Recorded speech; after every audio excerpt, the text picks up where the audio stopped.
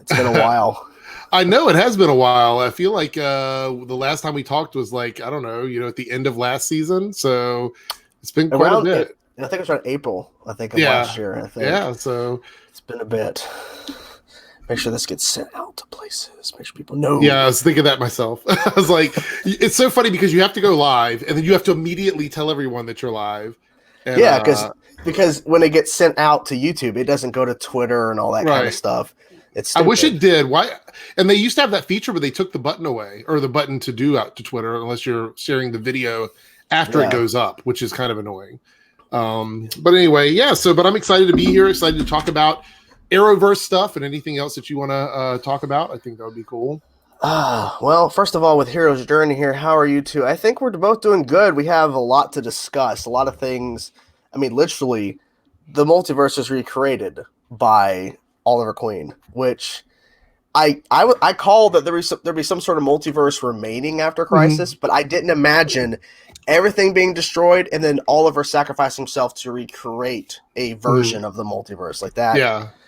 Did not hit me. It was bigger than I expected. The funny thing is that I think in season 4 of Arrow was a season that obviously divides a lot of the fans, and most people I speak to would say season 4 is like their least favorite season of Arrow.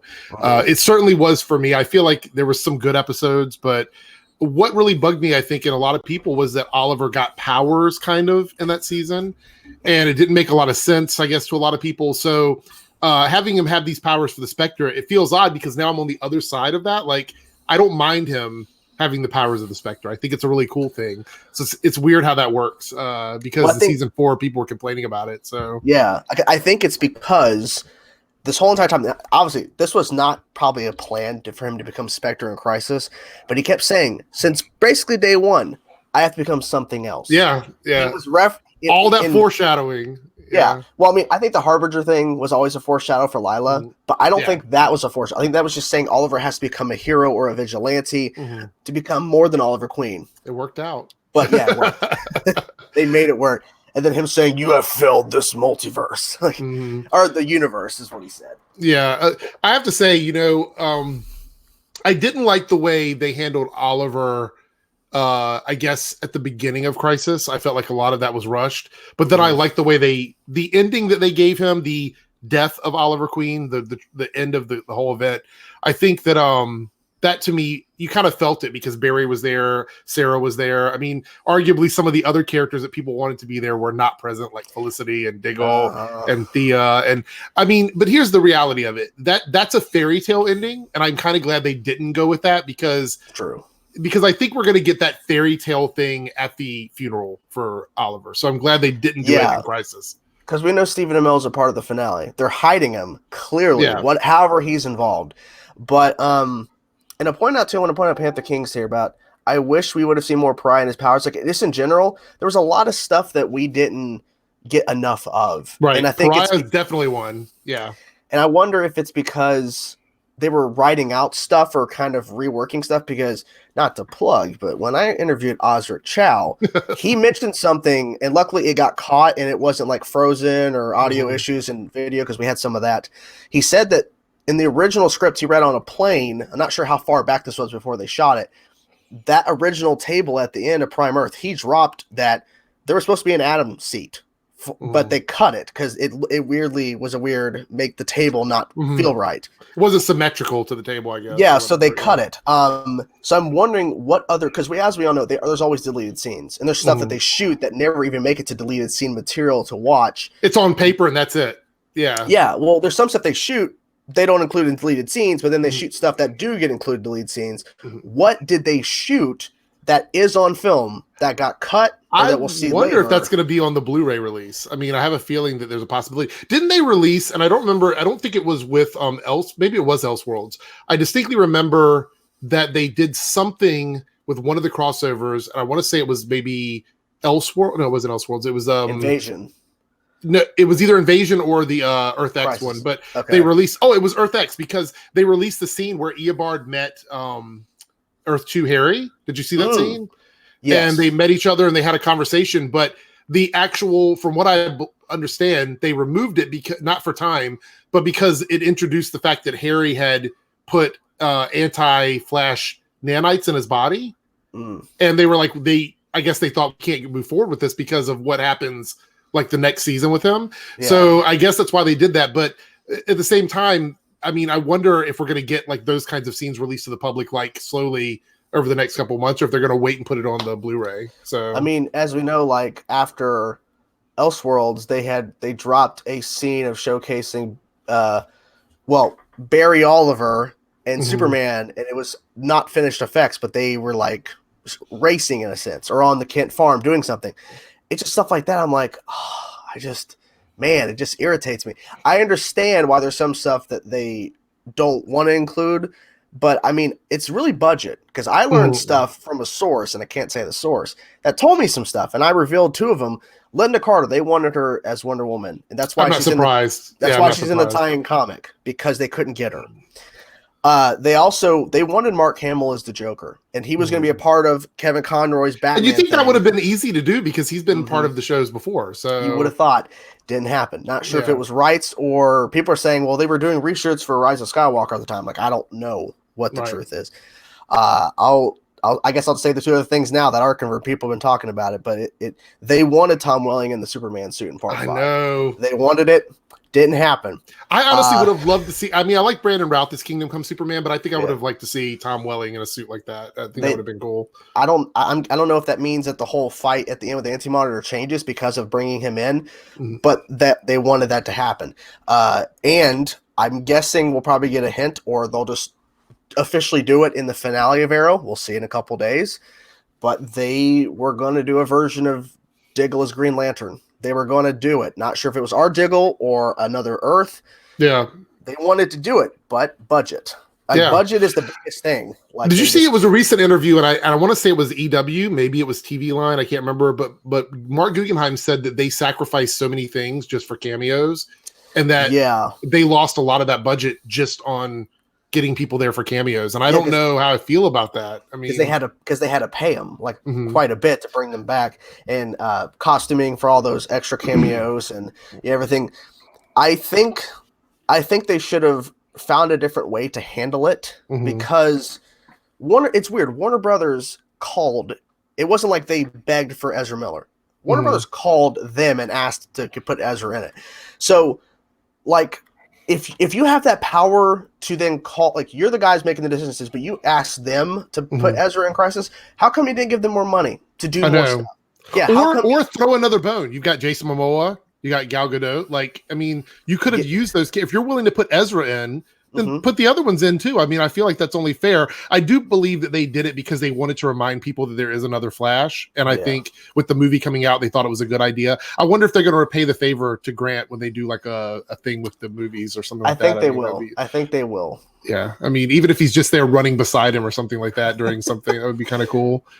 I think it'd be just a nice like continuation of that, where they run into each other again and they remember each other, and then they can reference it on the show at some point. But I mean, that also confirms this notion of, because it's been so long, this rumor of when the Flash movie comes out, they're gonna stop the Flash show because they've done it with the Suicide Squad, and there's character limitations on the shows because of the movies.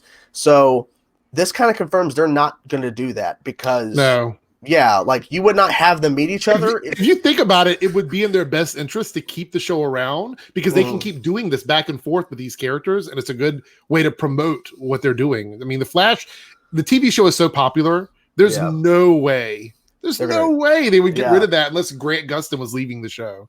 So if people keep looking at the live ratings and going, well, the live ratings keep dropping because more and more people are watching it on DVR, they're watching it next day on the app because it's free, or they're buying the episodes on. Did you hear that they make 5 times more off of streaming revenue than they do off of TV revenue? So that's probably why the shows are sticking around. That's why a lot of the streaming shows are getting renewed. Like, people wonder, like, how is this show staying around? It's on streaming and this, that, and the other. Well, they get so much ad revenue off of it that they don't care. I mean, Black Lightning, I think someone said that the Black Lightning gets a 50 to 60% first time viewing on streaming. So most of their money comes from watching it on the CW channel or on viewing on Netflix. Yeah, because like, well, I mean, the Netflix deals probably help out with the shows too that get it, because I mean, Batwoman's going to go to HBO Max and stuff after, Oh, did you hear about the HBO Max thing? Oh, how it's going to function? Did you hear about that? I didn't hear how they're going to function. So it's not going to be like Netflix and Hulu where stuff goes there exclusively and then you can keep watching it. It's a limited time thing. So Batwoman will go on there for a while and then it'll go away and you'll have to go watch it on CW or something like that. Like it's not going to be, it's not them keeping it on their service. It's a weird like time like release thing. Is that for specific stuff? That's not for everything. Yeah. It's not for everything. If something is a shared property, it's going to be done that way. Okay. Anything that's exclusive to HBO Max obviously will be on HBO Max. But if you're going to buy into that service for stuff like, because Titans is also going there for to stream as well, but it's a limited time thing. They're not going to keep it there the whole time. So I think maybe it'll do the week to week thing and then it'll disappear at the end of the season. I don't know, but it's a weird business model. So hopefully it works because a lot of these shows are like Batwoman is particularly, it's in a spot where it needs HBO Max to make it work, I think. So I hope that it works. I think CW's committed to it, but the HBO Max money is definitely a big deal. Well, if the CW is earning more money via their app that's free with the ads, then all the shows are going to be successful because more and more people are watching them on the app. It kind of changes the game a little bit, doesn't it? I mean, all you got these paid services. The CW is going to let you watch their shows with ads and not charge you for it. I mean, that's pretty big deal, I think. It is kind of crappy. You got to watch ads, but it's free, so I'm not complaining. I feel bad for people that are outside the U.S. who can't access the app. Yeah. So those people have to wait for it to air somewhere. Or go on Netflix. Because that's where I put it. I mean, Netflix, they have like all that. Like I feel like the Netflix deals with all the Arrowverse shows that are older. Like that probably helps them too because they have to pay a licensing fee to get those. Well, even Laura said, the Netflix deals are ending for the CW. Yeah, I mean they are. It's coming to a point. I think Black Lightning's ended already, if I remember correctly. The international Netflix Black Lightning thing ended with this season. Yeah. So, yeah. I mean, he's got a point here too that they're being jerks about the CW because they let other channels use other characters and give them bigger budgets. I mean, let's not beat around the bush here. Titans gets a bigger budget because they have less episodes, but they don't know how to handle the characters. True. I turned a corner. I reacted to all of season 2 and season 1, and as the more and more I hear about how they butchered the season 1 finale, how they are having horrible time on the production, and how they just don't know what to do with their characters, I'm like, how come Titans isn't? And they're adding more next season. They don't. Lex Luthor. We haven't even fleshed out the ones we have. There's not. So they're handling it like they have 23 episodes, and they don't. Yeah, they don't. That's what I feel. If they had 23 or at least 20. Okay. Oh maybe. Yeah, I agree. Absolutely. Yeah, but no. And adding the word fuck doesn't make your show better. Or a little bit of blood splatter. I mean, so the one thing about Titans I thought was kind of interesting was that they would give us an episode like last season. I kind of felt most of the season was just leading up to Nightwing. I mean, that's kind of the way it felt for me. But I think the one standout episode for me was the Superboy episode. Like, give me a whole season of him and the dog, and I'm sold. Like, it's crazy because he's a brand new character introduced this season. We were hearing about it, and they actually dedicate an episode to him, and then he ties into the Titans at the end. But you look at the other episodes, they're all separated. They're not working together. Right. They only came back because of Deathstroke, and of course, they split apart again. And then you introduce Aquaman. Spoilers.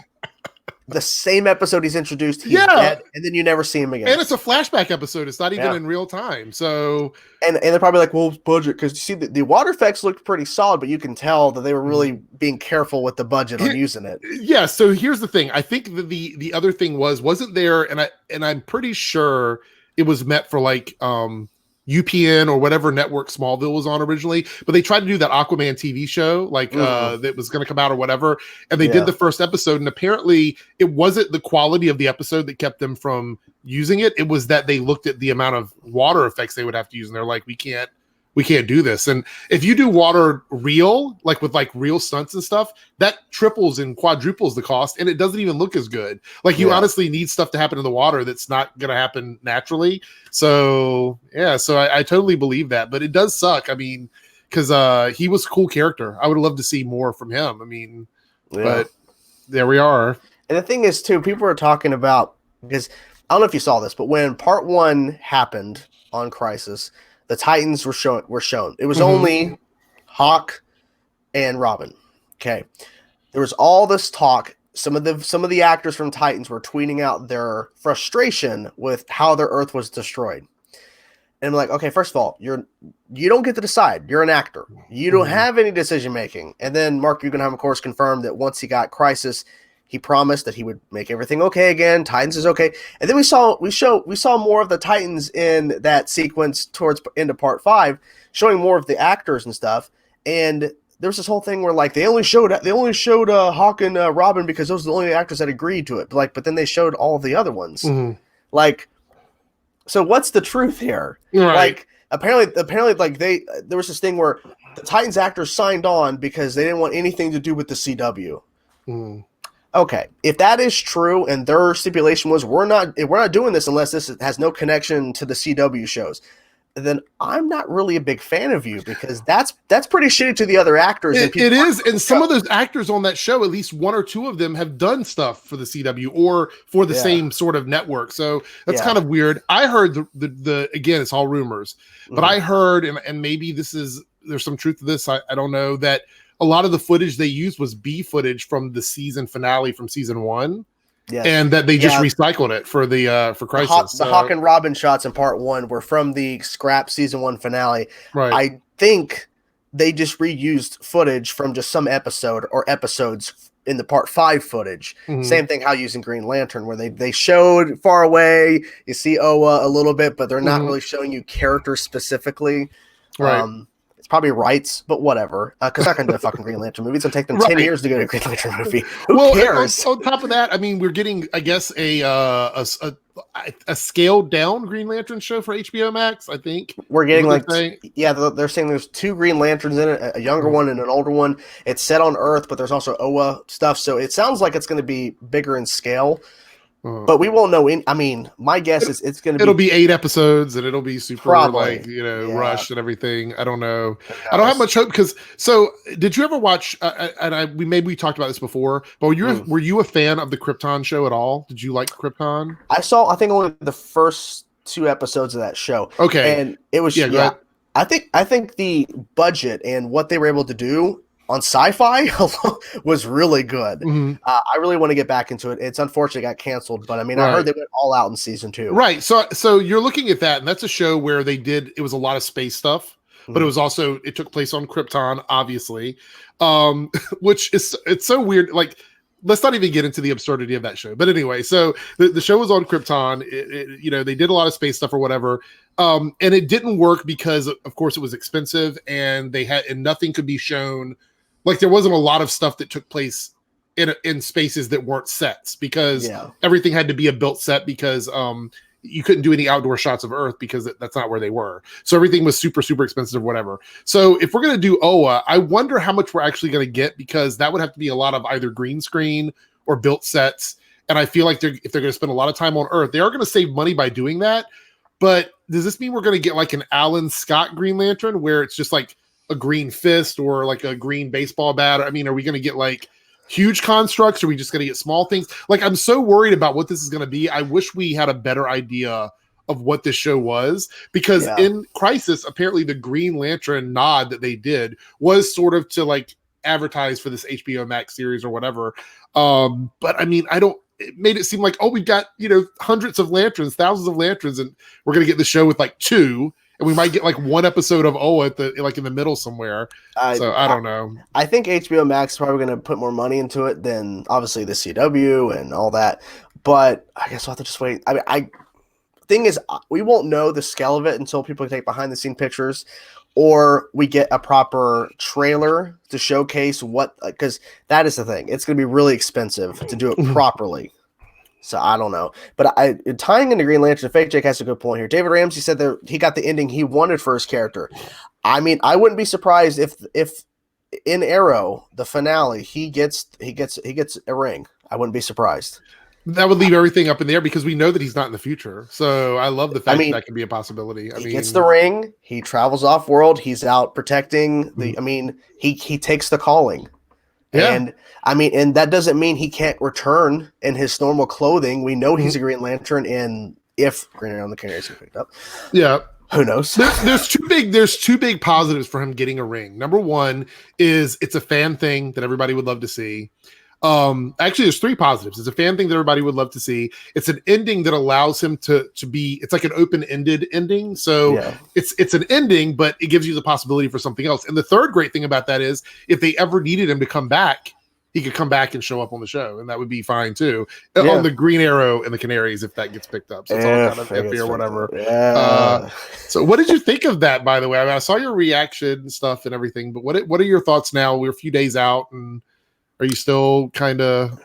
It's still mixed. The more I think about it, it's funny. The ghost, she didn't say it in the video, but she's like, I wasted an hour of my life.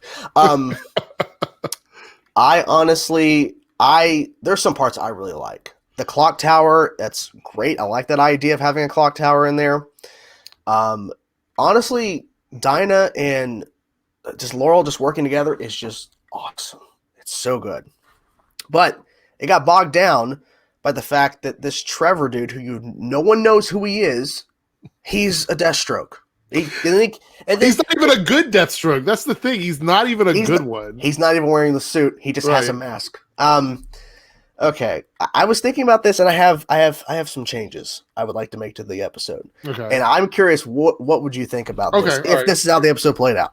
Okay. So we have everything as normal in the beginning. Queen Mansion, JJ, ooh, fun stuff. Will you marry me? We get to the party. Trevor is not in that scene. It's cut because who shows up? Older Thea. Thea is there, traveling from wherever she lives somewhere, so we don't have to have Willa Holland show up all the time. But she's there to see her niece, and they can have a little chat. And then we have everything play out the same, the ring, and I remember everything. Then we get to that fight out on the street where we see the Deathstroke. It's a Deathstroke in full costume from 2040. And we keep that assumption. Oh, it's JJ again. Oh, wait, it could be Connor because the timeline's flipped. Then we get to the actual scene where they go and save the girl. Okay. They all drop down, blah, blah, blah, blah. Okay. So we have the Deathstroke show up. Modulated voice in full costume, not just some dude holding a mask. Stupid. And we have Mia fight one-on-one with this Deathstroke. While Laurel and Dinah get that girl out there, and they're fighting a bunch of people, so we're cutting back and forth. Got a pretty crazy fight. They get on the roof, the Deathstroke and Mia. Laurel and Dinah get out, and then Mia, of course, flies down while the Deathstroke exits another way as the building is exploding. Okay? But we have this really good fight, one-on-one, showing Mia that she's not getting the upper hand at all the time, but he's not either, so it's kind of balanced. Okay. And then she even says JJ because she thinks it's him. Then we cut to all the stuff they're celebrating because they saved her, but then they're questioning all this stuff. And then we see JJ. And then we have the Deathstroke full costume show up. It's not JJ. JJ gets knocked down. He gets transformed. This already sounds better. Keep going. The mask comes off. And we're on JJ's perspective over the shoulder of the Deathstroke, so we don't see the face right away. He hands the mask to JJ. And he goes, wait, what? And then the camera pans to a scarred up William. It's a different Earth William. They got merged. And then we cut to, of course, William and everything there with Mia. And then we have the whole thing with the Deathstroke gang comes and takes William away. Our William. But this is another William that got merged in, and he's a Deathstroke. So we can actually have this thing of where we're not using actually Oliver's kid, but we're using an alternate version so that actor can have more range than just being William, because I want to see more of what he can do. And then it's going to set this whole thing where Mia has to fight a version of her brother. That's really cool. I think it's way better. The episode was rushed. They went with a very basic, Mission Impossible type storyline, and I thought they could have done so much more than that. And the Trevor guy, he basically blows himself up at the end, and I'm like, why did you do that? And on top of that, I also find it very strange that Laurel somehow on this tablet had footage from a future that they're supposed to have or whatever, but she didn't know who Deathstroke was under the mask, and then they just assumed it was going to be JJ. There was literally no real work on that. They only tied into JJ because JJ was Deathstroke in the previous timeline. Right. Yeah, we've brought this up before, and you brought it up before. I brought it up before that there's no way they could potentially do a Green Arrow on the Canary show if it was the original timeline before Crisis flipped it. Because it was not interesting. Right. Because everything was really dreary and crappy, and it was ugh. But now this feels like they flipped it up so much that, okay, so when I saw the promo photos and I talked about it with several people, I thought that for sure it was going to feel like something different from Arrow. And I really, truly believe that. So when I went into the episode, because honestly, from the beginning, I was like, I'm not going to like this. But I went into the episode with an open mind because I'm like, this is going to be different. I know it's going to be different. We're going to have a different Mia. Everything's going to be different. And it was literally not. It was just Arrow without Oliver Queen. And I mean, it was different at first because Mia's a different character entirely. Oh, yeah. And then but like 10 minutes in, let's switch back to normal. Yeah. Yeah, she reverts there. I was quite surprised with the Queen Mansion being there. Very surprised. Yeah. I did not expect that. And honestly, the music choices during the fight scenes, what the fuck? They were bad. Thinking? Yeah. I don't know. Were they thinking?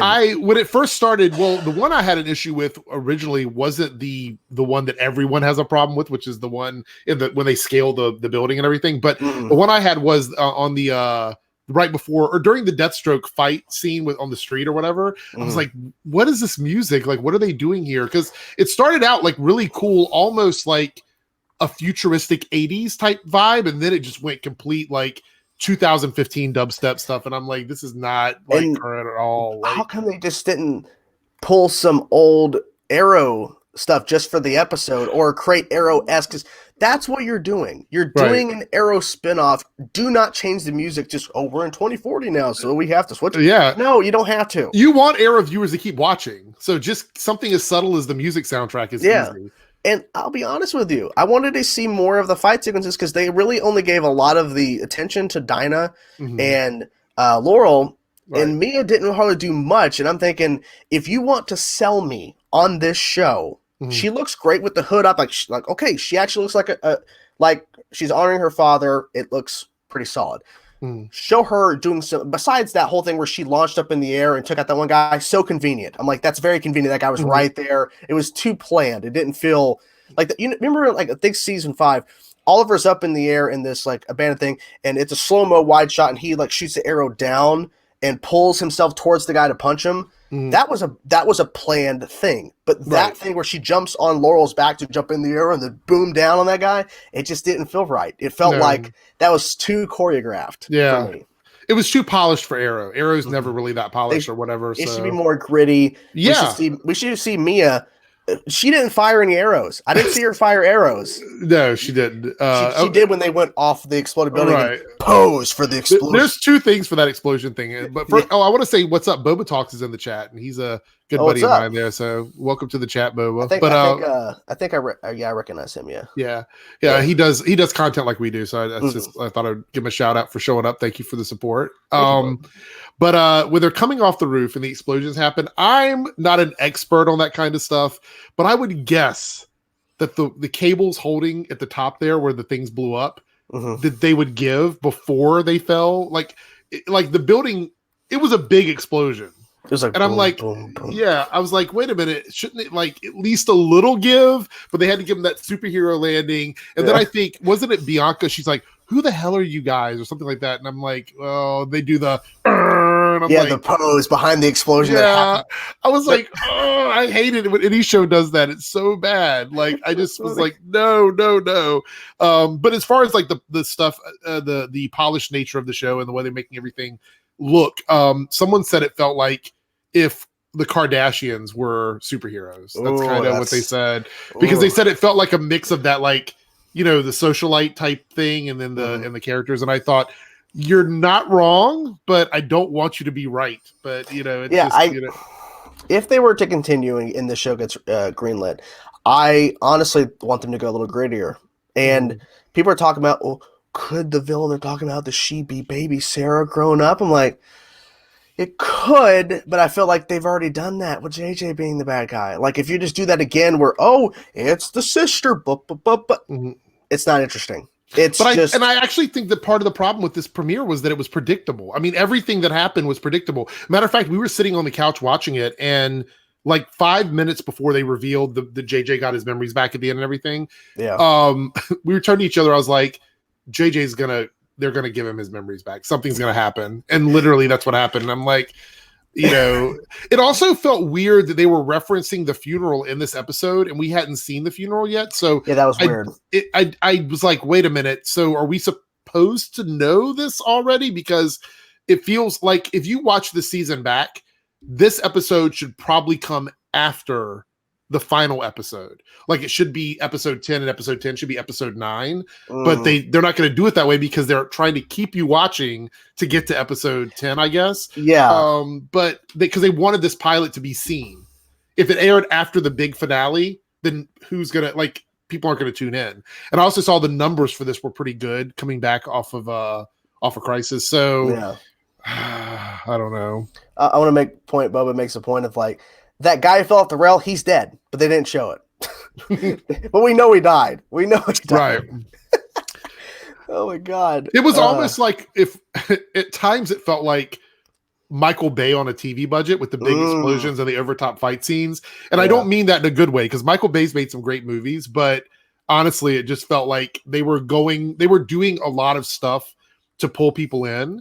And I think they did too much and then not enough at the same time. If you know what I'm saying, like too much of like this, and this, and not enough like thinking about the story and stuff like that. So, I mean, because the story is generic, but if you wanted to do a generic story, how come they just didn't do a typical gang story where we see a brand new gang? Because that's what Arrow season 1 was built off of. Besides, of course, Malcolm Merlin and all this kind of stuff and him coming back to civilization in a sense. Well, we kind of knew that he didn't stay on the island the whole time, but whatever. We were under that assumption at the time that it's a civilization for 5 years and he's this vigilante. How come we just didn't see a new gang? A new gang, not even Deathstroke, a new gang that was just terrorizing the city. They were starting to build up and now they're actually going out and terrorizing people. And then seeing them take on thugs with guns like that. It's, hey, at least it's something. But no, they had to do this kidnapping story of some girl we've never heard of. And they hardly do anything. My question is, if the future's changed so much, how are we still in the same place we are? Like, that doesn't make a lot of sense to me. And also, too, like, the building that she was in, there's windows. People can just look in. Right.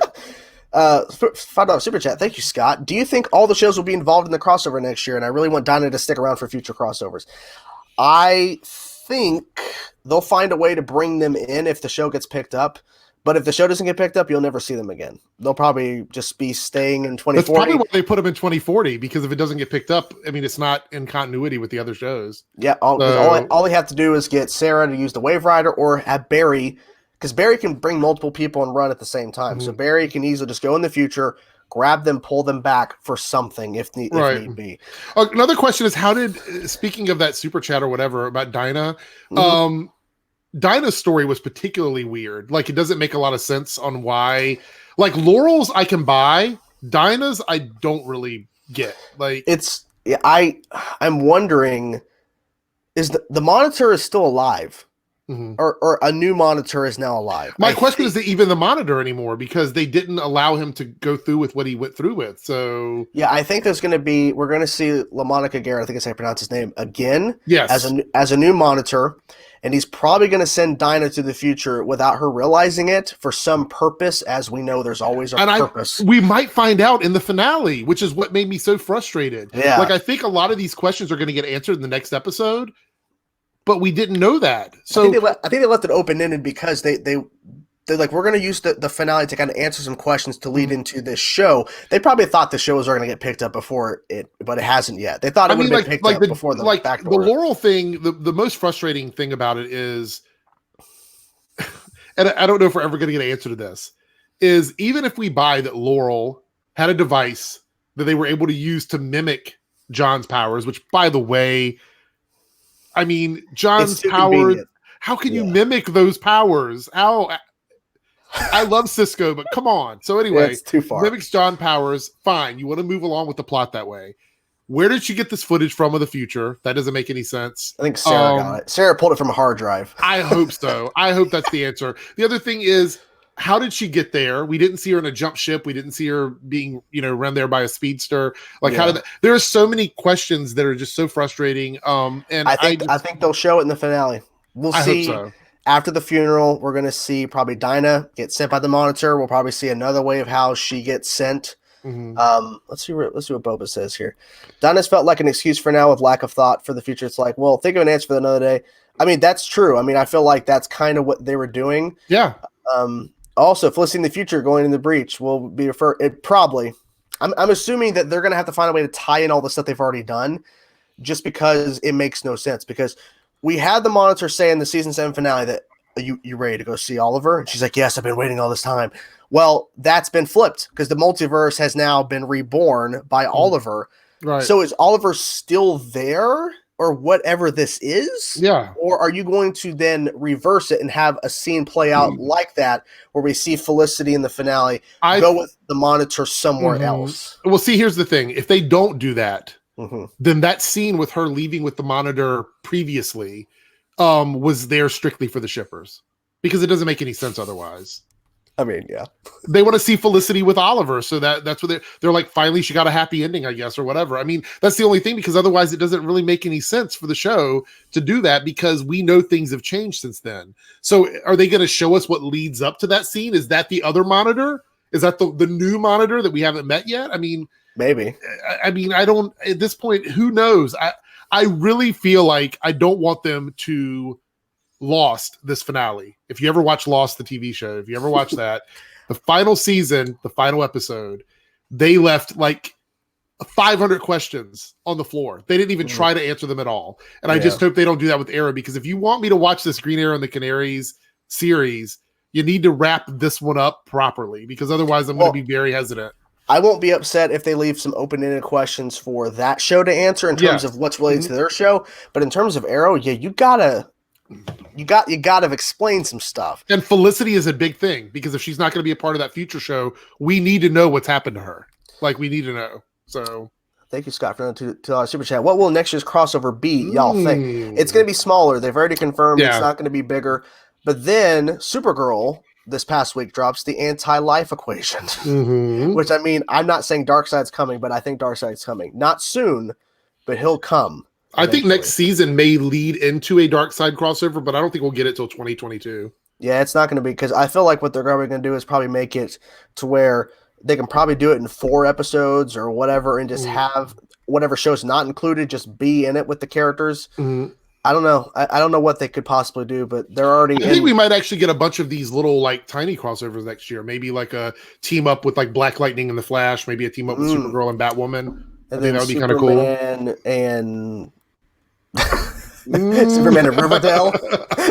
Superman and Riverdale. Superman and Legends, I guess. I don't know. That would work. Jesus Christ. Like, someone asked earlier about Bebo. Like, okay, I'm going to tell you, that almost ruined it for me, was a giant Bebo. Like, you couldn't just not do it. Like, I understand it's a Legends episode, but you couldn't not just leave it alone. Right. Like, there's a reason why that show opened at a low ratings for the season premiere, because people are just dropping off. And I understand people love that show, and people are like, oh boy, it canonized some reactors. Like, it's not serious. Like, that's why I can't watch it. You never know when to take anything on that show seriously, because it doesn't even take itself seriously. So yeah, I watched season 4 premiere like a couple of weeks back or whatever. It was a hard watch. It gets worse. I can't. Season 4 is even worse. I couldn't continue. Like, honestly, I tried really hard. I did like half the season. Every single week I reviewed it, and I would talk about it on a live stream. But then about halfway through, I'm like, I don't like the show. It's the first Arrowverse show where I just gave up, like, totally doing reviews for it. And then I did like a season overview at the end. But I just can't. And part of people are like, oh, you just have to think of it as Doctor Who. But the problem is it's connected to other stuff. Like, if Legends was by itself, I would probably love the show, simply because if it's funny and it's silly and I don't have to think of it too much, it's like, okay, good, I can get into that. That's fine. But it's connected to a bunch of other pretty much reality-based shows. Like, it treats itself like a live-action cartoon, and that's kind of where it is. I mean, he's got a point here too. The dark side and the present so far. So I mean, the next big crossover is probably, it's 2021, 2022, somewhere around there. Yeah, it's not going to be the next one. And point out is, if we're going to get some parademons, they can't be defeated by kicks and punches, which they probably still will be. I mean, because if you think about it, back on Invasion, I mean, we had kicks and punches takes out the aliens. I mean, I'm not gonna be surprised if Parademon's the same thing. I've had a controversial opinion about this for a long time, and I took a lot of heat for it when the Batman v Superman movie was out, the end battle, because I said to several people after we came out of the movies, I was like, that's why Batman in real life is unrealistic, because he literally could have done nothing to Doomsday in that movie. No. And I feel like when it comes to stuff like this, you're talking about street level heroes, it's very difficult to imagine them fighting alongside people like Superman, Wonder Woman, Aquaman, because they're just so much more than those characters. Batman, in reality, is the guy that makes the plan and then sits back and lets you do it. That's the kind of guy Batman is. The only thing he had was his kryptonite grenades, which he used 2 of them on Superman. Yeah. And if he had all of them, he could have done more. But what they did, I think, was the smartest. He dodged. He was running away. Right. He was keeping him occupied. Maybe if he had more prep time probably would have. But he didn't. He was flying around. He's like, Batman relies on being ready and being prepared, and like the prep time on the villain he's facing off against. You take that away from him with a villain like Doomsday, it's a hard sell for me. And I think that's kind of what we have with the Parademon stuff. They have to give these street level characters something to do and give them these big battles. I personally feel like if you want the street level characters to shine, stick them on a mission that puts them up against characters on that level, like on that street level. Give them that kind of a mission, and then let us watch them do that side of it, and leave the other stuff to the bigger characters like Supergirl, Superman, Martian Manhunter. That's what they did when they fought Anti-Monitor. They had him grow, so not everybody could just hit him in the foot. And I loved it because that felt like something that could really happen in that situation. I'm not the hugest, like, I love Batman as a character. I think Batman is the epitome of an elevated street level hero, in terms of like what he brings to the table. But I think it also shows that people like him because you see him in these animated features, like the DC animated movies. He's literally out in the field with like everybody else doing the same things they're doing. And so you put that in live action and all of a sudden it feels weird because it doesn't really make a lot of sense. So I think in the crossovers moving forward, I think putting Batwoman with Supergirl is probably going to be a little strange because they're so different in terms of scale of power and stuff. So it'll be interesting to see where they go with that. Because I think what they're going to do is, if they do Darkseid in a couple years, they're going to have Superman, Supergirl, Martian Manhunter go up against them. Everybody else can't. They just can't. Like, it's just not going to work. Barry can probably help out a little bit with speeding around him and catching him off guard a little bit, but eventually that's not going to work. So they got to find the Parademons to fight everybody else. But and I think having the ground level people fight Parademons is fine, but don't make them just like punch them and they fall out. Like, I think that's they need to have a better plan to find a way to kind of immobilize them enough to then defeat them properly, because a punch is not going to work. No, and can I see, like, and I know this might be asking too much, but I would love for them to do actual physical prosthetic type foam on faces and give actors costumes and let them fight them. Like, give me a Parademon. I don't care if it doesn't look 100% like a comic book. Give me like a TV version of the Parademon as a real person fighting against real people, so I can see something like Arrow or Batwoman or something like that, because then I would believe it. You give me these CGI ones, it looks really weird. And if it's not another CGI person fighting it, like, for example, the fight against the Anti-Monitor, when you had the shots of our characters like thinking about something or talking, it was them. But then when you see them flying around fighting the Anti-Monitor, that was VFX. And I'm okay with that. I don't have a problem as long as it looks okay. So yeah, I mean, I was surprised they went, because I was wondering, are they going to make the Anti-Monitor bigger? And they did, thankfully. Also, Panther King makes a good point, because they brought this up, at least David Harwood did. So, like, the bunch of Martian Manhunter is kind of all over the place. Sometimes he gets green, sometimes not. So apparently David had some calls, and he's going to start wearing the Martian Manhunter suit more post-crisis, and if the budget allows, he'll turn green, but if not, then they'll just have him as is. But I think that's better than nothing, because I'm tired of him being in straight clothes fighting. It feels ridiculous. He's a superhero. He's the Martian Manhunter. Fine. If you want to go budget way and you don't want to have him green as much as you're saving on money, if he's in that suit, we know he's embodying that character fully with that suit. And I like the new suit. Cool. I love the new suit. And if they're not going to do the makeup, I would like something like maybe a green contact or something that makes him just sort of look like he's giving us that. I mean, Yeah. I think there was a time when they had talked about doing an actual application for him, like a green makeup to make him look like himself as Martian Manhunter. But I guess they scrapped that idea because we haven't heard anything else about it. So, well, yeah, he was answering someone because someone asked about that in the comments of that post on his Instagram, and he said that's about like 10 hours or so of sitting in a chair. And LaMonica, who played the Monitor, Anti-Monitor, especially Anti-Monitor, he's like, yeah, I got tired of the 4 a.m. wake up calls to do that Anti-Monitor days. Yeah. So, and by the way, Anti-Monitor was barely in it. Like that was stupid, dumb. Yeah. Pariah, man, could have given us more of him too. I would have loved to see more of that. Exactly. Like they went all out with making that Pariah costume. It's barely in it. Were you upset about Reverse Flash not making an appearance? I know a lot of people were kind of bummed out about it. So the newspaper said it. The newspaper brought it up. And someone pointed out there's a promo that shows Reverse Flash in like a second. Yeah, there was one. It came out like right before Crisis came back. Apparently they never even shot anything with it. Yeah.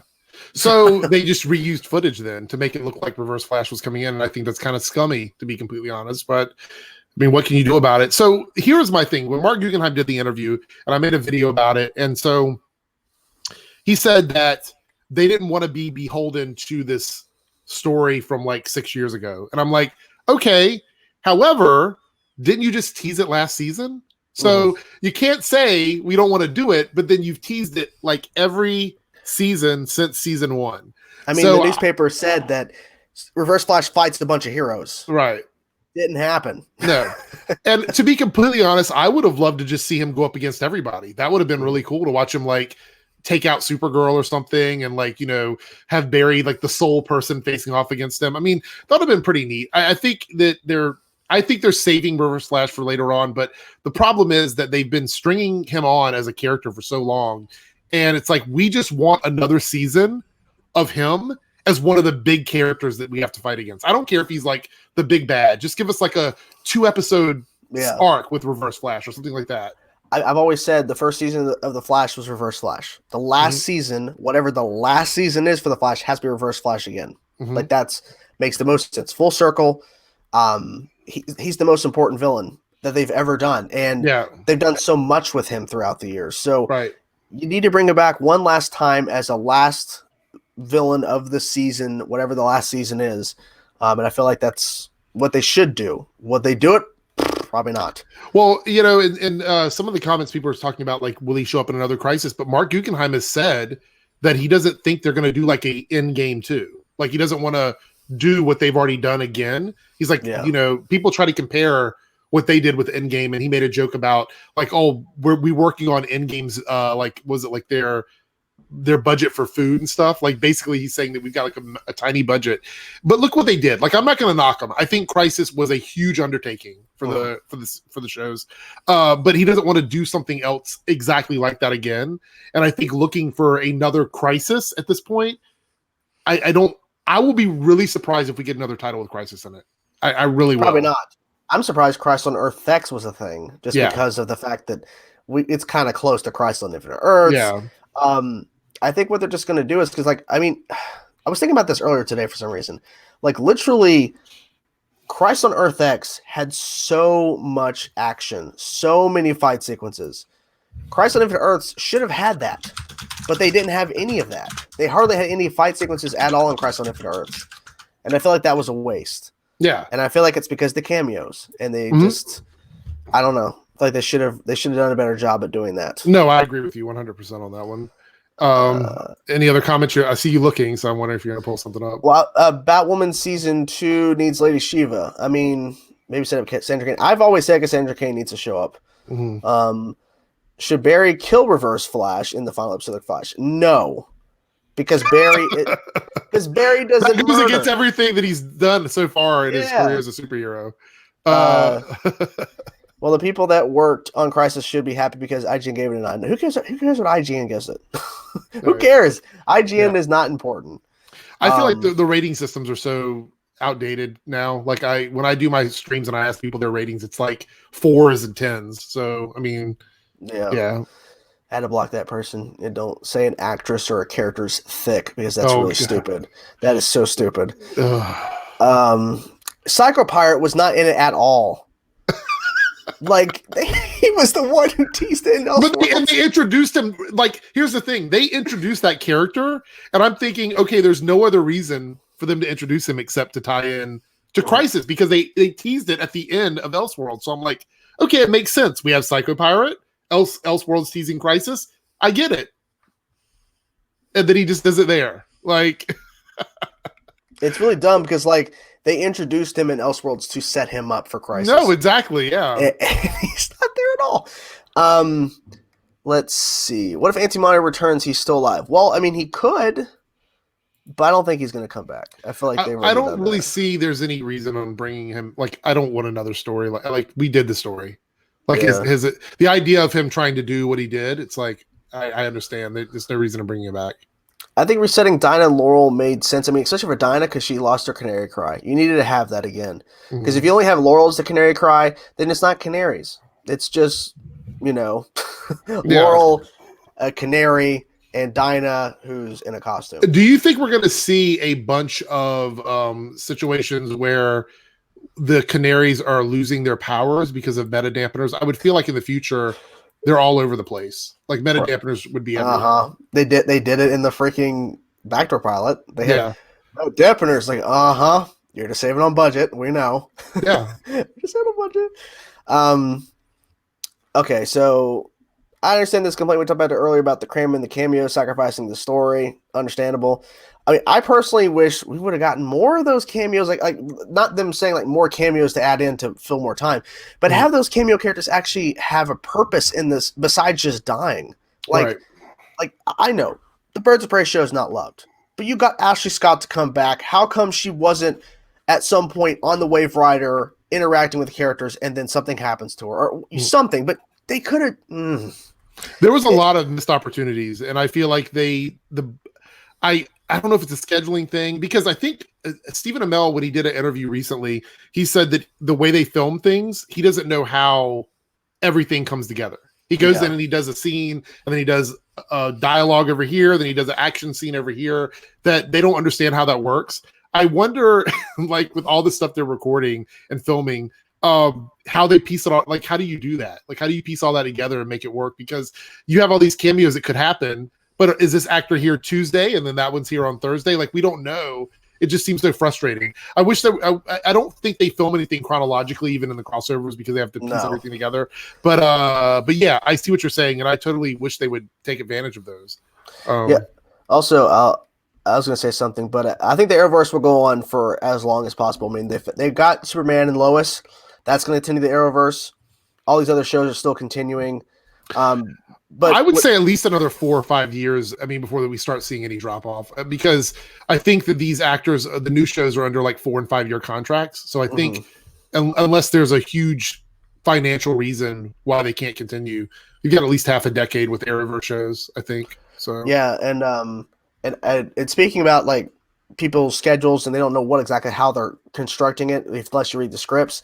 Like they literally were all over the place because Osric, when I interviewed him, I asked him about shooting and lines and everything, and he's like, actors would like they were okay with the lines and improvising, but then he also mentioned how there were some days where actors were shooting on 5 different episodes in a day. Like they're all over the place, so they don't even know. Like they're just told right before they go on set, this is what you're shooting, and they don't know what order it is. They just I think Stephen Amell was saying that he was kind of not happy about filming Oliver's first death on a show that wasn't Arrow, because he thought that was kind of weird. But because of where Arrow was placed, they didn't really have a choice. Well, that too, but he also, on the Michael Rosenbaum podcast, he also mentioned how they were trying to wrap Grant Gustin and Katie Lotz, like wrap them for the day because they reached their 13-hour limit, and you would have to pay them over. And like they wanted to wrap them before he did his coverage for his death, so he couldn't actually act with them. He didn't confirm if they actually left or not before he did, but like, let me ask you a question. Very upset. I wonder if this is just a thought out there, and I don't know if anybody would know. Say, for example, and I'm guessing this has happened. You wrap up for the day. Stephen Amell's like, hey, I've got this scene I have to do or whatever. Do you think that Grant and Katie would just stay to do the scene with him, even if they weren't on the clock? Do you think they would do that? I mean, or do you think they would contractually have to like not perform? I think that there is like I'm guessing it's probably contractually they have to pay them because they're on set filming. I know. Doesn't that suck? It does. Because I think they would do it. I honestly feel like they would have done it. Like, they know how difficult this is. Like, for example, I've stayed at work with people to help them with stuff before when I'm not getting paid, you know? So, I mean, I feel like if you are committed, and Grant and Katie are great, so I think they probably would have done it. But you're right. Contractually, they were probably told they couldn't. Yeah, probably. But I hope they were able to stay. I just hope. We have a $5 super chat. So let's talk about that new Arkham game. They keep teasing that thing. I'd like to know what you think about the new consoles and Halo Infinite. Well, they need to stop teasing the new Arkham game and just reveal it. Just reveal the game. Give me a trailer. Just reveal it. Why do you think they're being so secretive about it? I have no idea. It's stupid. We know it's coming. Just give us a trailer. Just drop a trailer. They love to play coy with this. I mean, you could be doing so much advertising right now for this. I mean, couldn't have been amazing to have like a commercial out during Crisis? You could have advertised it during Crisis. That would have been something. Great. I feel like they should do what they did with Arkham Origins, where they dropped that, like, I think it was the cinematic intro where Batman fought Deathstroke. Mm-hmm. Do something like that. Drop like an epic 4 or 5 minute cinematic trailer. And the Arkham games are so good. I mean, there's no point in like beating around the bush. Everybody wants another one. So people have been waiting for years since 2015 when Arkham Knight came out. Just give us. It's been 5 years. I go back and play that every once in a while just because it's the only one. So I like the missions. One of my favorite ones is the missions against the middle mission against the Joker. Mm-hmm. Was that the one where you have to do like the pick up the canisters and the smoke? I can't remember, but it was one of those missions, and I just love going back to that one. It's such a cool cinematic, and they do a lot of that with those games. So I can only imagine what the new one's going to be like. Yeah. I don't think Bloodwork's going to return Heroes and Villains. I don't think so. I feel like Bloodwork's done. I don't really see why I would. I mean, he did his. I like the idea of these mini big bads. I think that's cool. I think Eric Wallace is pretty smart in kind of separating it and kind of giving us 2 main villains and all that. Okay. How did Oliver get killed by 2 shadow demons, but Ryan killed 6 with 1 slap? I mean, that's true. And I told Osric, I'm like, I thought that when they mentioned Ryan Choi's coming, I thought you were going to get a suit, man. You were going to be in an Atom suit. I actually thought he was going to be a metahuman. I thought he was going to get turned into, like, because they kept talking about shrinking things and stuff. I'm like, something's going to hit him and he's going to turn into a metahuman. But that's not what happened, so. No. People are saying you're lagging. I'm noticing some lag on your end. Really? Okay. Yeah, a little bit. I'm not sure. Let me close out a couple windows. See if that helps out. Okay, I think Matt Letcher should return as Reverse Flash. Yes, I agree. I think I honestly like his version too. We've seen a lot of Tom Cavanaugh. Bring Matt Letcher back. Yeah, I love Matt Letcher. He's one of my favorite actors. Yeah, that's true. Multiple shadow. We don't know how many shadow demons that Oliver fought before he got pulled in. Which is crazy because think about it, Supergirl and Superman were in the Arrow bunker. Something you never thought would ever happen. But then again, they did in Elseworlds. They had Superman and Supergirl in Star Labs. Mm-hmm. Like, it's just one of those things. Like, you thought you would never see it. Right. There's just some cool stuff. And now they're all on one Earth. Now, speaking of Superman, the 2 sons he has. Right. Now, people are saying this is Connor, and this is also going to be Jason Todd. Mm-hmm. Or, well, you know. So, how are they going to pull that off properly? Like, I don't know. I think we're going to get. I actually think, and pretty much the general consensus of everybody that I've spoken to about it, thinks we're going to get like a Smallville with kids again. Like it's going to be because they're going to be filming on that farm. They're going to be doing it, and so I think it's just going to be. I don't think it's going to be a rehash of Smallville, but I think it's going to be more of like a Superman retiring to go be with his family and stuff, sort of like what we saw with Tom Welling. Except that he's not going to give up his powers. He's going to be there training his kids and stuff like that. I think that's what we're going to get. So I don't know how much it's going to actually tie in with the main shows. I mean, of course, Superman will show up for like the crossovers, but I don't know about like in terms of like with his kids and stuff, how that's going to work.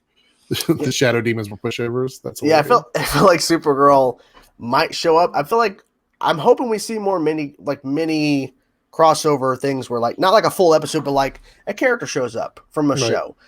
Just because it's all there. Also, Clifford, yes, Stephen Amell did suffer a panic attack during the first bit of his interview or the podcast with Michael Rosenbaum. But he came back and everything was okay. I think he was just overwhelmed. I think it was a lot because he said that I think with 8 years of shooting Arrow, I lost a year of sleep because he was doing so much. I mean, he loves the character, but I think he was ready to go. I mean, he was ready to like step back, and that's fine. So said I'm dropping frames lagging. Well, I've never used this, so I have no idea how that can be happening. But I mean, this way is way better than Google Hangouts. I don't know. I think it's just I think it's so good that if your internet's a little bit like fluttering, it just drops. I don't know. Well, I only have like 5 minutes left, so if we want to okay. So I was just looking at the clock. Okay. Yeah. I was like, wait a minute, it's already that. I thought I was going to go to like 8:15, so I'm like, oh, okay, that's good. So okay. All right. Well, last little bits here. More comedy than superhero show. Can you name specific things that you would have changed about Crisis? Probably more fight sequences. That's really me. Well, and I also would have liked to have seen more characters featured that we were teased, like the Green Lanterns and maybe Reverse Flash and stuff like that. Like I would have loved to see them like come back in. And also, a big part that he joined the last season was because money. They gave him a lot more money to do it. Apparently he said something like they were offering him like the 23 episodes for that amount, and he didn't want to do it. So they said, "Well, how about 10?" And he was like, "Oh, okay, yeah, I'm good. Yeah, like that works." Also, too, I think I might continue a little bit longer after you head out. But I also want to ask you about this. Did you saw the Alex picture, the Supergirl? Yes. Dude, I'm so happy for that game. So do we know anything else about it? I mean, I saw the picture, but I haven't seen anything else about it. I reached out to Canada Graphs, who's there in Vancouver. He doesn't know. And so I'm hoping it's our Alex, but I don't know.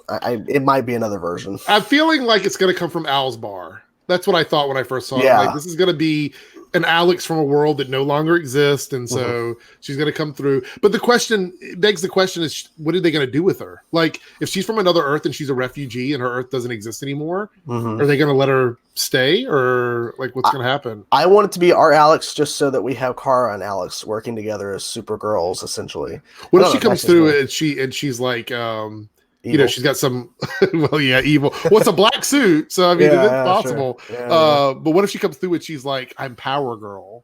People are going to be like, what? That would be interesting. It would be. I mean, it's not traditional, but I'm not going to complain. We're never going to get that version of Power Girl that everybody wants, but I think there would be people that were happy about this, and there would be people that were absolutely livid about it. They would not like it at all. So yeah. But I'm really excited for it. Superwoman, maybe. I don't know, maybe. There's so many theories. Like I was reading so much about who it could be, what version of Supergirl could it be? I mean, you never know. But Alex is my favorite character on that show. I mean, I used to love Lena more, but Alex has slowly become my favorite. So yeah, Lena's kind of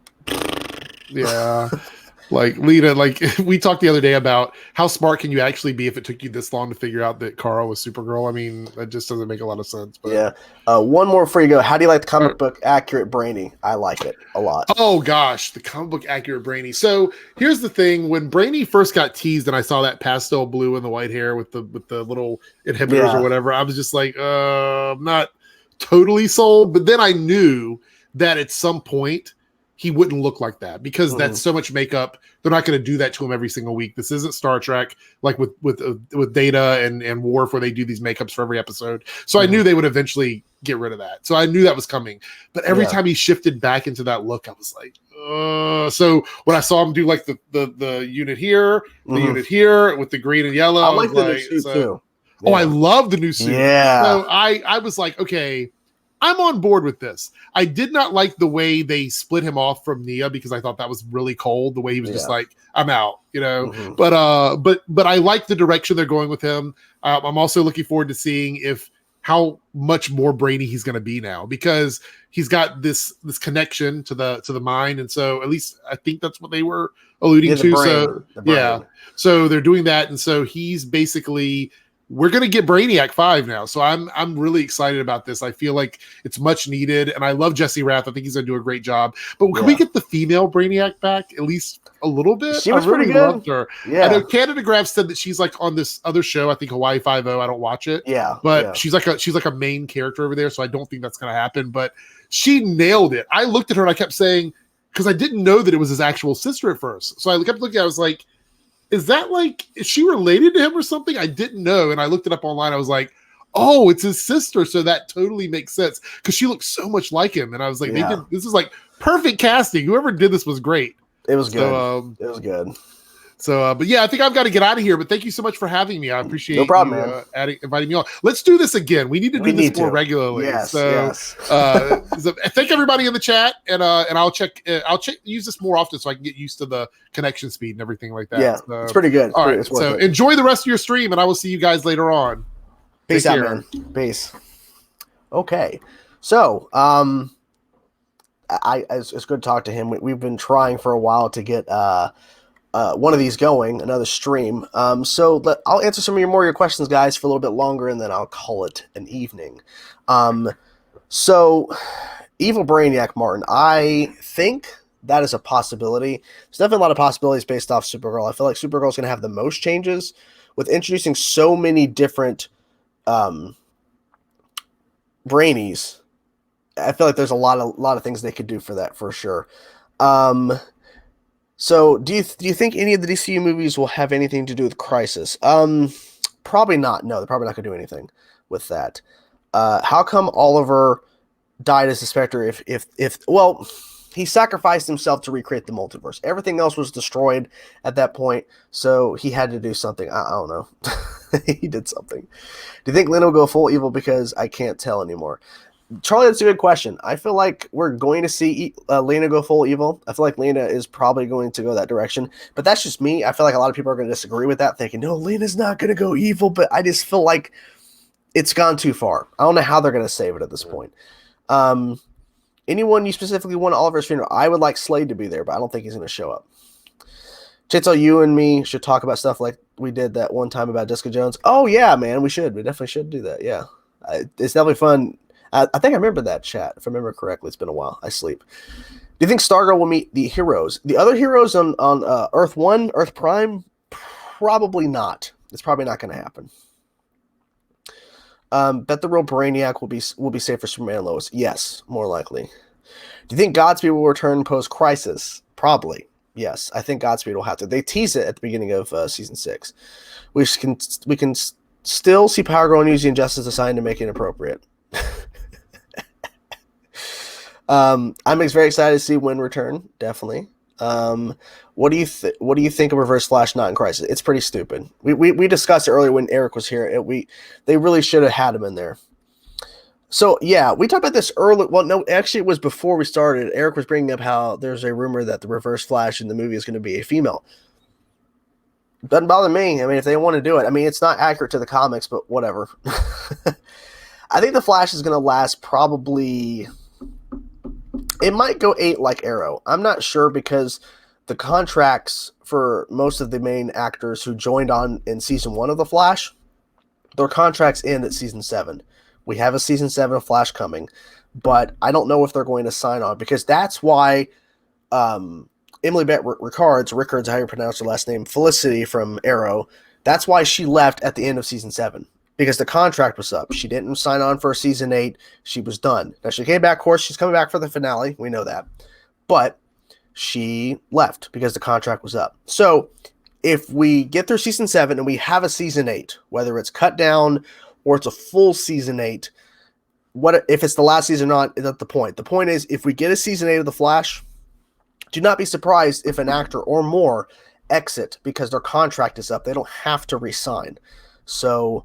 yeah, we'll see how that goes. If the Arrow spinoff gets picked up, who do you want to see appear on the show? I personally want Roy. I personally want Thea. I mean, I pretty much want mostly anybody who's willing to come in for a guest appearance. Do you think Earth 1 Laurel's back now? No, I don't think Earth 1 Laurel will be back, but I could be wrong. Could be completely wrong. So is Flash going to have Mirror Mistress going to be the other hero, half the main villain? I have no idea, Clifford. I have no clue. But you never know. I feel like it's all up in the air. We don't know what's going on with the second half of The Flash, besides what's been shown in a trailer, which I haven't seen. Did you notice that Laurel did her cry? It was the exact same one as Earth One Laurel. I did not notice that, but I wouldn't be surprised because it's the change in the multiverse. So I wouldn't be surprised. Wouldn't it be too expensive for CW to do Darkseid? Well, the CW did the anti-monitor. They did prosthetics. So it's not going to be too expensive. It's just, can they pull off Darkseid properly and make it feel like it's in the CW, it's a real thing, not make it feel like it's cheesy, which it probably will end up being a little. But Darkseid's going to be hard. But we'll see. We will see. I hope Thea is not the villain. I don't know. Love your reactions. Well, thank you very much. Flash needs to introduce a new Captain Cold. We know it doesn't need to be played by Wentworth. We don't need the full rogues. Gotcha. Do you share Eric's view on Legends? Yes, I do. I feel like Legends of Tomorrow is not a serious show. It was brought up earlier. We discussed it earlier. This live stream will be viewable once it's over to play back. But it was brought up in the chat throughout that, hey, the reactors on YouTube were featured in Legends in the premiere. So they're canon in the Arrowverse. That's fine, and that's cool that they got in, and I'm not hating or whatever. That's okay. They were in Legends, okay. But I have said this because someone commented saying, you should have still kept reacting to Legends because you could have possibly gotten in the Arrowverse canon as these other reactors. And I said, that's awesome they got in. But for me, I have no interest in the show, and it's not worth it to me to react to a show I have no interest in to possibly get a cameo in an episode. It's not really worth it to me. But they love Legends, and they really enjoy the show, and they got in the show. That's cool. But that's just me. I'm expecting a lot of emotions, Nicholas. I'm not really sure what else. Maybe in the minority, but I think the hate against Batwoman is completely undeserving. Well, it does have flaws. The marketing really shit the bed. The marketing could have done a lot better. Does it need to be serious? Or does it did to be serious? Wait, what? Are you saying does Legends need to be serious? Is that what you're saying? I'm not really sure. Do you think Barry going to Arrow episode 10 last season finale? Yes, Barry will be there. Yes. Would you like to see Silver Banshee and Livewire rebooted in Superman show? Yes. That'd be really cool. What if the villain of the spinoff was a resurrected Shadow? That'd be interesting. So, Stormy here. Okay, so now you're clarifying. Legends was boring when it was serious in season 1 and season 2. Well, that is your opinion, and that's great. If you feel like it was boring in season 1 and season 2 when it's more serious, that's great. But for me, I disagree. I feel like the show just went down here pretty quick. And Eric left. I'm live streaming from a little bit longer, just answer more questions because me and Eric were having a long discussion. You guys will be able to watch it back if you're now getting in here with me and Eric talking for about an hour and 5 minutes or so. We were talking so much that we didn't answer a lot of questions. So that's why I'm doing it right now real quick before I get off here. So I'm answering some more questions because he had to go. Let's see. Who do you think should be the team leader out of Barry, Sarah, and Kara? I think it needs to be... Well, I'm not sure. Maybe Barry? Maybe. I'm not really sure. I mean, he's the one who did come up with the idea for the heroes to be a team. Okay, so I want to ask you guys this question. I want you guys to comment. Out of the episodes we got, Batwoman, Supergirl, Arrow, and we didn't get a Flash this week. Out of the 3 episodes, and that's the backdoor pilot of Arrow, Green Arrow and the Canaries, Batwoman, Supergirl, which one was your favorite this past week? I'm curious. Comment down the show. You can just say Arrow. You don't have to have about Green Arrow and the Canaries if that's your answer. But which one out of the 3 was your favorite? I would say Black Lightning, but I'm not caught up on Black Lightning, so I can't really answer that. I'm very sorry. Those are the 3 I'm caught up on, though. But out of those 3, which one was your favorite one post-Crisis? I'm curious. Let's see here. Supergirl. Okay. Supergirl definitely was the craziest one, for sure, with all the changes, because they had to because of the Earth merging, which was bonkers. Let's see. Still waiting for answers. Batwoman, Arrow, Supergirl, part 4. Batwoman, Supergirl, Arrow. A lot of different opinions. And this is what I like. We have a diverse group of opinions here. Supergirl Legends were the best. Green Arrow and the Canaries, Supergirl Arrow. I think Batwoman. The ending was bonkers. Charlie, I agree. The ending was definitely bonkers for Batwoman. Okay, guys, I will go a few more minutes and we'll be done here, so you guys can watch this back. And so, because I don't want it to feel like the majority of the stream or whatever is me and not Eric when it's titled with Eric. So I was going to go for a little bit longer. So a few more minutes. Black Lightning, Supergirl, Arrow, Batwoman, Legends. I like how you bracketed it that way. What about you? Which one did you like? Oh, thank you for asking me the question. I think I liked. I don't know. I think I might like Supergirl the most. Maybe. It's kind of hard to say because I think all of them have their good and bad. Black Lightning's very good. You're the best, man. Well, thank you, Charlie. Thank you very much. How would you feel of a Stargirl crossover with another show? I think it'd be interesting, but I feel like we don't need that right now. Are there any characters from existing shows that were missing from Crisis that you wish did appear? I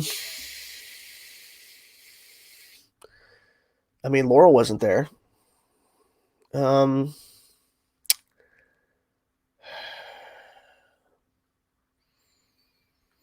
to think. There's just quite a few. I feel like they should have had more characters in that final fight with the Anti-Monitor. Do you think Darkest Night crossover will even be expensive? Oh yeah, that'll be way more expensive probably. When will they reveal to our heroes at the multiverse? Yeah, because right now they think the multiverse is gone. I feel like the Flash is going to be the first show to really. I mean, yeah, the Flash probably. Just because Supergirl, they're just now still trying to grasp on their side of things. They're on one Earth, and there's people from other Earths that are merging. I think Flash is going to figure it out pretty quick, clearly. Well, thank you very much. Where'd it go? Thank you, Mark. Thank you very much. I try my best to read out the comments as best I can here. They're making a Blue Beetle show on HBO Max. I believe so. Do you think Lex will go to Superman and Lois? Yes. They'll have to do that at some point. Why did they show Psycho Pirate in Elseworlds? We brought this up. They introduced the character to set him up in Crisis. He was not used. I don't understand. Like, I feel like they made a really bad decisions at times. What would your reaction if Oliver appeared as a Spectre in the spinoff to give his daughter advice when she's in doubt of being the Green Arrow? It'd be interesting. Stephen Amell did say he would come back. He would return to do. Yeah, he said that he would come back and do guest spots, or he would come back if they asked him to, not as a season regular, but to come back for appearance. I'm not sure in what form, but yeah. Would you have made Kevin Conroy the Paragon of Courage and also add more things from the comics? Yes. Or at least I would have Kevin Conroy be an actual good Bruce Wayne, not an evil Bruce Wayne. But that's just me. A few more questions and I'll be out of here. Favorite Arrowverse season this year? I would have to say it was Arrow. Arrow has been knocking it out of the park for the most part this season. And it is unfortunate it is ending. Season 5 of Supergirl is having season 2 feel very comic booky. Yes, there's definitely some stuff they're definitely doing pretty good on. I personally think season 3 was the best season just because Rain was so good. I miss Rain. Will I be reacting to Stargirl? Probably not. What I might do is I might, not confirming, I might review this show.